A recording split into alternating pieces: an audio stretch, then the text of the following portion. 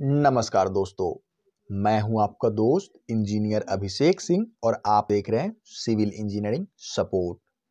दोस्तों, बहुत बार ऐसा देखा गया है कि लोग अपने मेहनत की कमाई से एक बहुत ही सुंदर, प्यारा और मजबूत घर बनवाते हैं।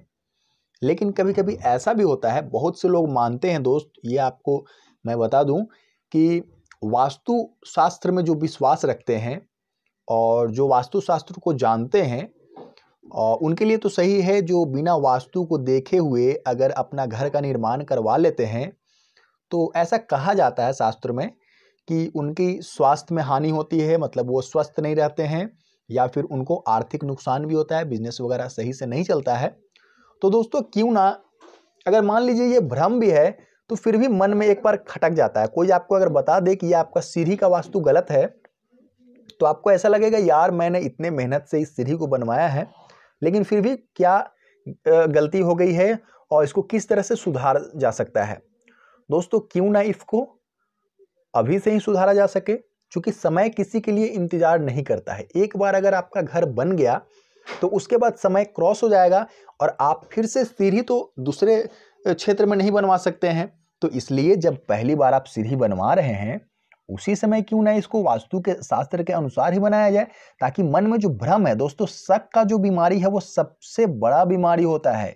कुछ भी उतार चढ़ाव जिंदगी में लगा रहता है। अगर आप कुछ भी दिक्कत होता है तो आप समझेंगे कि ओ, वास्तु हमने गलत बनवाया है, इसीलिए शायद ये हो रहा है, तो क्यों ना इसको सुधार लिया जाए। चलिए मैं आपको इसके वास्तु के बारे में बता देता हूं। दोस्तों, सीढ़ी बनवाने के लिए सबसे जो बढ़िया जगह माना गया है वो साउथ में या फिर वेस्ट में माना गया है। ये तो हो गई डायरेक्शन की बात। अब बात कर लेते हैं सीढ़ी बनवाते समय कुछ खास बातों का ध्यान देना चाहिए। वो ये है कि आपका सीढ़ी हमेशा क्लॉकवाइज डायरेक्शन में घुमा हुआ होना चाहिए। जिस तरह से मैंने आपको बताया था, मैंने कुछ दिन पहले अपना घड़ी दिखाया था आपको, और उस घड़ी से आपको मालूम चला होगा कि मैंने क्यों दिखाया था। क्योंकि घड़ी जो हमेशा बाएं से दाहिने की तरफ मूव करती है, आप घड़ी को एक बार ध्यान में लाइए, बाएं से दाहिने की तरफ मूव करती है, तो जो हमारा क्लॉकवाइज डायरेक्शन होता है, हमारा सीढ़ी उसी तरफ घुमा हुआ रहना चाहिए। और उसका एक साइंटिफिक रीजन भी है कि हमारा रेलिंग दाहिने साइड होगा।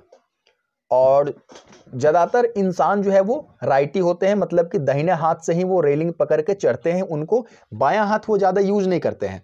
तो अगर रेलिंग बाएं साइड में अगर आएगा रेलिंग, तो आप क्या करेंगे कि आपको उल्टा लगेगा।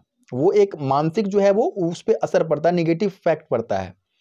ठीक है, इसलिए हमेशा आपका जो सीढ़ी के में लगा हुआ रेलिंग रहेगा वो हमेशा आपके दाहिने हाथ में आना चाहिए। और अगर क्लॉकवाइज बनाते हैं, मतलब घड़ी की दिशा में अगर आपकी सीढ़ी मुड़ती है, तो ध्यान देंगे आप कि आपका जो रेलिंग होगा वो आपके दाहिने हाथ में आ जाएगा।